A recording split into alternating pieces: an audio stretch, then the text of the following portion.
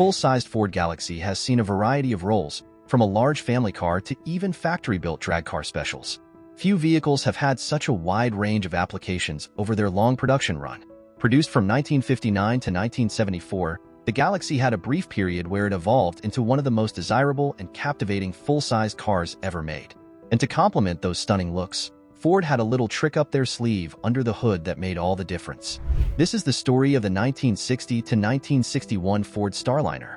The Ford Galaxie was introduced in 1959 as part of Ford's new generation of full-sized cars, including coupes, sedans, convertibles, and even wagons. The name Galaxie, along with names like Starliner, Skyliner, and Sunliner, was chosen deliberately by Ford to align with the space race craze of the time. The space race represented cutting-edge technology, and Ford wanted people to associate their new cars with that same level of excitement and innovation. In 1959, the Galaxie and Fairlane were essentially the same car underneath, with the Fairlane being a more utilitarian version compared to the upmarket Galaxie. Both cars still carried the unmistakable 1950s styling. However, by 1960, Ford gave both models a fresh, space-age redesign. Like many early 1960s designs, these new Galaxies served as a bridge between the classic 1950s coupes and the upcoming muscle cars of the late 60s. The 1960 models still featured tail fins, though they were far less pronounced, and the overall shapes became much more streamlined, with distinct body lines and a smooth silhouette. The Starliner, in particular, stood out as a separate trim level of the Galaxie, defined by its swoopy fastback roofline that made it instantly recognizable from the base Galaxie models, which had more conventional roofs. This bold design was part of Ford's attempt to push the space-age theme, featuring half-moon-shaped taillights, 3 circular trim pieces on the roof, and other futuristic details. While the Starliner's styling may have been controversial at the time, today, many enthusiasts admire its unique look, especially the 1961 model, which we'll discuss later. However, all the sleek space-age design would have been for nothing if Ford had given the Starliner a lackluster engine. Thankfully, that wasn't the case. For the 1960 model year, Ford equipped the new Starliner with their powerful 352 cubic inch V8, ensuring that it had the performance to match its futuristic appearance. The 352 Ford engine was the newest evolution of the Ford FE engine line, which replaced the aging Y-block design in 1958. For the 1960 model year, the 352 engine came in 3 configurations: the 2-barrel, producing 220 horsepower and 336 ft-lb of torque; the 4-barrel, generating 300 horsepower and 381 ft-lb of torque; and the high-performance, Hyper, version of the 4-barrel, which cranked out an impressive 360 horsepower and 380 ft-lb of torque. This marked the first time a factory Ford road car engine produced more horsepower than cubic inches of displacement, a major milestone. Though a smaller 292 V8 was available in the Starliner, its modest 185 horsepower didn't turn many heads. With the top trim 352 essentially producing double the power, it was clear which engine enthusiasts wanted.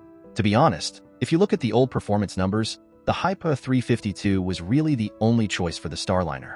Motor Life magazine tested the 300 horsepower Starliner with the base 4-barrel configuration at the quarter mile and got a disappointing 22nd time.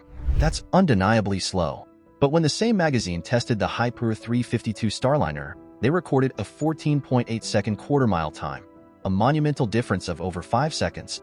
These hypercars also came with larger drum brakes, a more robust drive shaft, and a new set of exhaust manifolds, among other upgrades that distinguished them from the lower trim models. The rear gear ratios in these performance models were set at 3.56 to 1.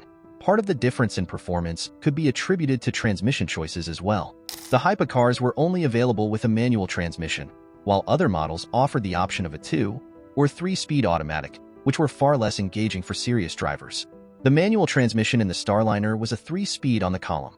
There were no 4-speed floor-mounted options yet, but that's where the story of the Starliner gets really interesting. Buckle up. By 1961, the Starliner was in its second production year, and the horsepower wars of the early 60s were in full swing. The marketplace was evolving rapidly.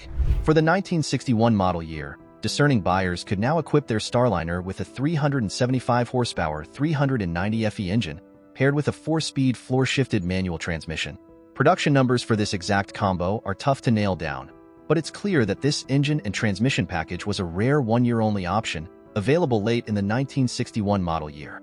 Few were made, but that's not all. In late 1961, Ford also introduced a dealer-installed tri-power carburetor package for the 390 engines. Delivered in the car's trunk for installation, supposedly for track use only, this setup boosted horsepower to a staggering 401, pushing the Starliner into serious speed territory. The Starliner even became Ford's platform of choice for NASCAR, thanks to its aerodynamic fastback roof, which reduced drag at high speeds.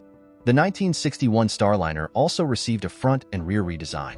Gone were the classic semicircle taillights, replaced by more traditional full-circle taillights, and the car was now sporting a full-width grille. Personally, I think the 1961 redesign was a step up visually, with a cleaner and more cohesive look compared to the 1960 model. On the inside, the Starliner was a step above the Fairlane in terms of interior appointments. This was the era when body colors carried over onto the metal surfaces inside the car, adding to that space-age feel. Coupled with a horizontal speedometer and aircraft-like switchgear on the dash, the Starliner truly embodied the futuristic design cues of the time. In terms of suspension, the Galaxies and Starliners shared a body-on-frame construction, with a full-length frame and typical rear leaf springs. From an engineering perspective, the Starliner wasn't groundbreaking, but its impact came from its styling and overall presence. The car's unique fastback roofline made it a standout. Unfortunately, the Starliner only enjoyed a brief 2-year production run, from 1960 to 1961. By 1962, the Starliner trim and fastback roof were discontinued. This change spelled trouble for Ford and NASCAR, as the boxier roofline of the new 1962 Galaxie cost Ford an estimated 3 miles per hour in top speed at some of the biggest tracks, a huge blow in the world of racing. Ford attempted to get around this by creating a Galaxie convertible with a bolt-on fiberglass fastback roof, but that workaround was quickly banned.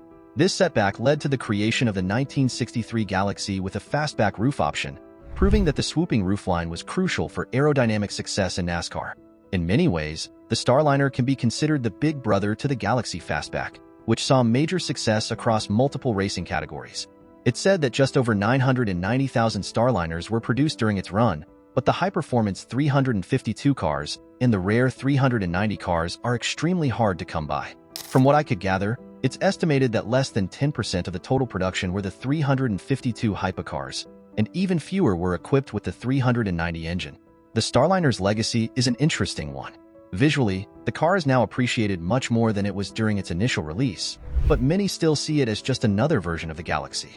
What most people don't realize is how its fastback roof helped shape the design of future Galaxie fastbacks and contributed to their racing success. Today, Starliners are difficult to find. Sourcing body parts to restore these early 1960 to 61 Galaxies is a time-consuming process, but for those who take on the challenge, the result is a stunning example of 1960s automotive design. Just one look at a fully restored Starliner, and it's easy to see why enthusiasts go to great lengths to keep these cars alive. Thank you all for watching another episode of our Rare Cars documentary series. If you enjoyed this video, we'd greatly appreciate it if you dropped a like and shared it with other enthusiasts. Also, be sure to subscribe to the Rare Cars Revival YouTube channel and hit that notification bell for more documentary-style videos on the world's most interesting cars. Until next time, enthusiasts,